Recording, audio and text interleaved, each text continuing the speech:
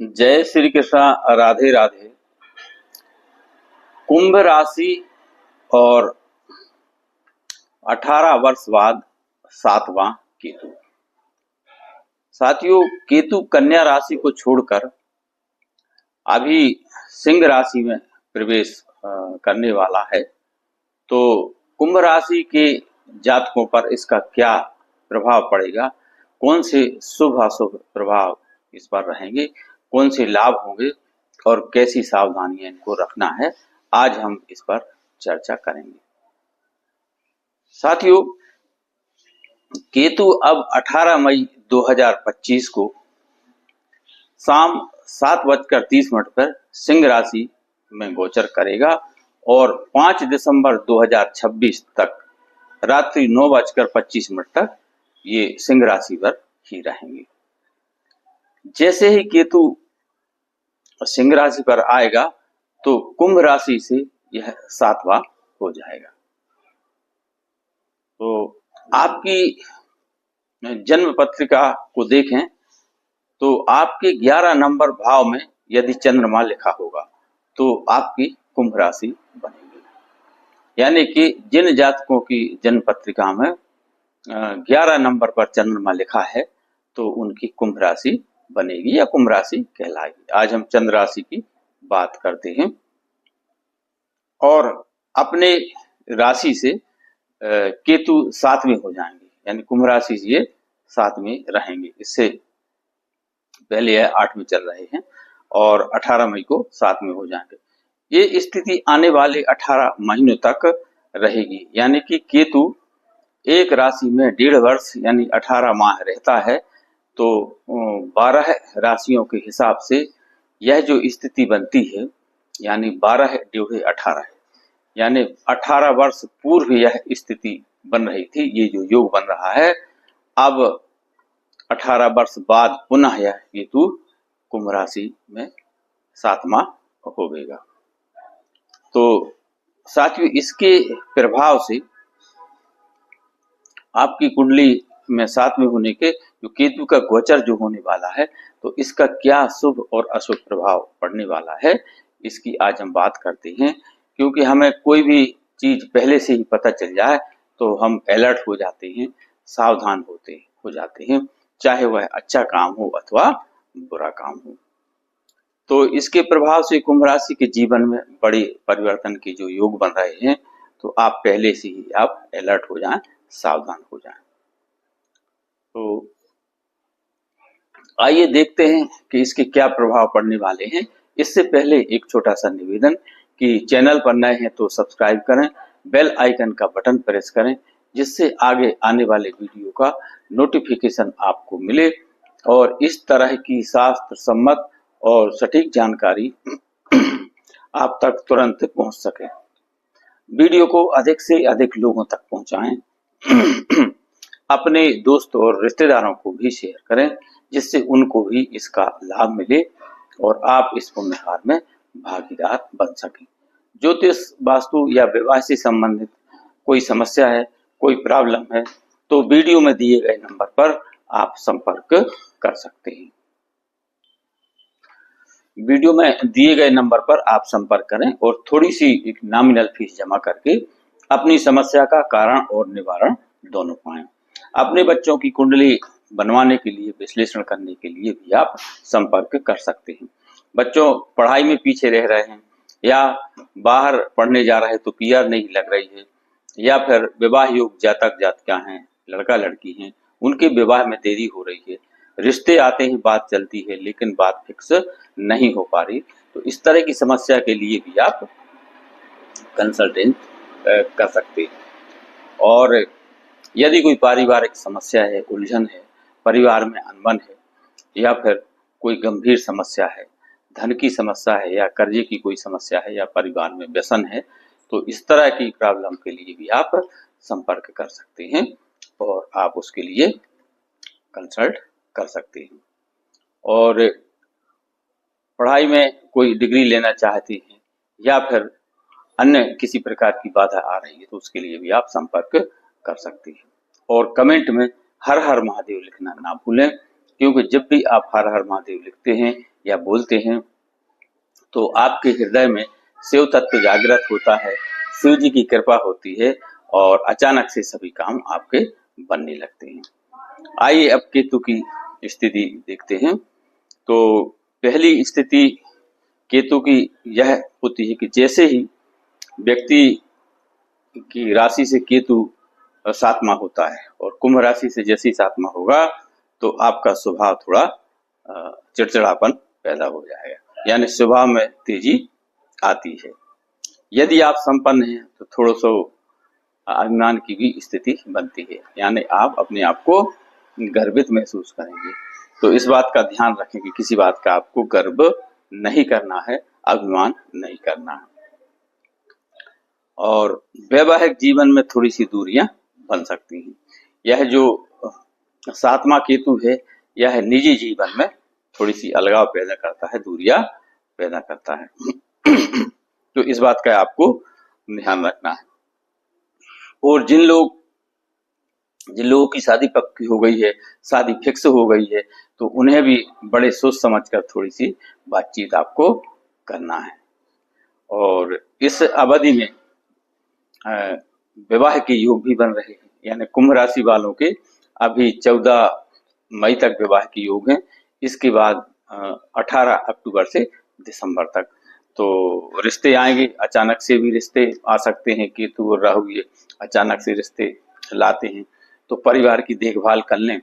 और परिवार अनजान है तो सोच समझ के परिवार के डिस्कशन से आप विवाह कर सकते हैं। तो जो लोग विवाह के इच्छुक हैं और अविवाहित हैं, पिछले कई वर्षों से जीवन साथी की तलाश कर रहे थे, तो उनका विवाह का रिश्ता आएगा, रिश्ता फिक्स हो गया और शादी होकर रहेगी। तो आप अपने थोड़े स्वभाव पर आपको कंट्रोल करना है। अच्छा, इसके अलावा यदि आप कहीं प्रेम संबंध में हैं तो यह आपकी लव मैरिज भी हो सकती है। तो इस बात का ध्यान रखें कि इसमें अलगाव ना होने पाए, क्योंकि जो केतु जो है यह डिटैच कराता है, अलगाव करता है, अलगाव कराता है। और मगनी वगैरह हो गई हो तो उसका भी आपको ध्यान रखना। ये राहु केतु जो है ये मगनी तक तोड़ देते हैं लोगों की, तो राहु की स्थिति भी बन रही है अभी, तो इस बात का आपको ध्यान रखना है। और पति पत्नी और परिवार के साथ संबंध आपको अच्छे रखना पड़ेंगे, नहीं तो परेशानी हो सकती है। तो इस बात का भी आपको ध्यान रखना है, क्योंकि यह जो सातवां केतु है यह परिवार से थोड़ा अलगाव पैदा करता है। और नौकरी कर रहे हैं तो सावधानी रखना पड़ेगी। और व्यापार जो वर्ग हैं या जो व्यापार कर रहे हैं तो उनको भी पार्टनर का ध्यान रखना पड़ेगा, व्यवहार मधुर रखना पड़ेगा, नहीं तो अलगाव की स्थिति बनती है। केतु के साथ यही प्रॉब्लम है कि जब ये केतु का गोचर चलता है तो परिवार में दूरियां होती हैं, प्रेम संबंधों में दूरियां होती हैं और साझेदारी भी टूटने का डर रहता है, क्योंकि ये जहां बैठता है वहां की स्थिति से अलगाव पैदा करता है, डिटैच करता है। और या तो ये क्या कहना चाहिए, मोक्ष की तरफ ले जाता है, आध्यात्मिक, क्योंकि ये हृदय से सोचता है तो आध्यात्मिकता की तरफ ले जाता है, वैराग्य पैदा करता है। ये स्थिति भी है इसके साथ, यानी जहां बैठता है उससे ये अलगाव पैदा करता है। तो इस बात का आपको ध्यान रखना पड़ा। स्वास्थ्य पर भी ध्यान देना होगा, क्योंकि ये जो सातवां केतु है ये पेट से संबंधित थोड़ी समस्या पैदा करता है। तो आप अपने स्वास्थ्य का ध्यान रखें। किसी प्रकार की यदि पहले से कोई बीमारी है, कोई प्रकार का रोग चल रहा है, तो उसकी बराबर आप जांच करा लें और उस पर ध्यान दें, उसकी दवा लें, मतलब लापरवाही ना करें इस मामले में। और यात्रा में भी परेशानी हो सकती है, यदि आप कहीं जाते हैं या स्थानांतरित आपका होता है तो यात्रा मतलब पूरी होने में थोड़ा संदेह रहता है। अधूरी यात्रा होती है, यानी यात्रा में या तो परेशानी होगी या फिर यात्रा आपको छोड़ करके आना पड़ेगा, ये भी यह व्यवधान पैदा करता है। और शत्रुओं का भी भय रहता है इस पीरियड में, और धन खर्च हो जाए, जीवन साथी से दुराव छिपाव न करें, इस बात का भी आपको ध्यान रखना है कि अपने परिवार में जो पति पत्नी हैं, बच्चे हैं, तो उनसे कोई दुराव छिपाव या किसी बात का छुपा कर कोई काम ऐसा ना करें जिससे परिवार में विघटन पैदा हो। इस बात का भी आपको इस पीरियड में ध्यान रखना है। और व्यापार कोई बड़ा करने का सोच रहे हैं या फिर व्यापार में बदलाव सोच रहे हैं, तो उसमें भी थोड़ा सा एक्सपर्ट से सलाह ले लें, क्योंकि इस पीरियड में थोड़ी सी दिक्कत होती है। और साझेदारी ना करें इस पीरियड में। व्यापार करते भी हैं, मान लो बढ़ाना ही है तो स्वयं करें आप, किसी को पार्टनर ना बनाएं, साझेदारी ना करें, नहीं तो इसमें दिक्कत हो सकती है। और नौकरी पेशा जो जातक है उन्हें तो सावधानी बरतनी है, क्योंकि इसमें स्वभाव में थोड़ा चिड़चिड़ापन रहेगा, तो सहकर्मी भी नाराज होंगे, बॉस भी नाराज हो सकता है। इसलिए कोशिश करें कि अपने व्यवहार को मधुर बनाने की कोशिश करें और अपने जो काम है उसको ईमानदारी से करें। जो लोग आलसी हैं या गलत लोगों के साथ रहते हैं या काम ईमानदारी से नहीं करते या 2 नंबर का कार्य करते हैं, तो उनको केतु नुकसान पहुंचाता है। तो इस बात का भी ध्यान रखें कि अपना काम यदि आप अच्छे से कर रहे हैं, ईमानदारी से कर रहे हैं, तो आपको कोई समस्या नहीं हो सकती। और जरा भी अगर 19-20 है तो केतु उसको और डिस्टर्ब करता है, तो इस बात का भी आपको ध्यान रखना चाहिए। और धन तो आता है, आएगा, लेकिन इसको थोड़ा सा आपको संभाल कर रखना पड़ेगा। किसी को इस पीरियड में आप उधार भी ना दें। यदि पैसा किसी को उधार देते हैं तो उसमें भी दिक्कत आती है, यानी फंसने की संभावना रहती है। व्यापारी बंधु हैं तो भाई थोड़ा बहुत तो देना ही पड़ेगा उधार, नहीं तो बिजनेस कैसे चलेगा। तो उसकी भी एक खास लिमिट आप रख लें, लिमिट बना कर के रखें, क्योंकि यदि बड़ी राशि देंगे या बड़ा कोई लेन देन करते हैं तो इस समय में राहु और केतु का जो गोचर रहता है, इसमें थोड़ी पैसा फंसने का या नुकसान होने की संभावना बनी रहती है।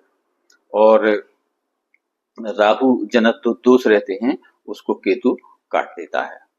तो ये जो समय अवधि है 18 महीने या 1.5 वर्ष की, यह अच्छे से गुजरे और कोई नुकसान ना हो और अच्छे लाभ के लिए अब हम उपाय की बात करते हैं कि इसमें उपाय क्या आपको करना चाहिए। तो इसमें भगवान भोलेनाथ को आप जल अर्पित करें और ओम नमः शिवाय का मंत्र जाप करें, तो आपके सभी कार्य अच्छे होंगे और राहु केतु जनित जो दोष हैं उनको समापन होगा, उनसे कोई पीड़ा नहीं होगी।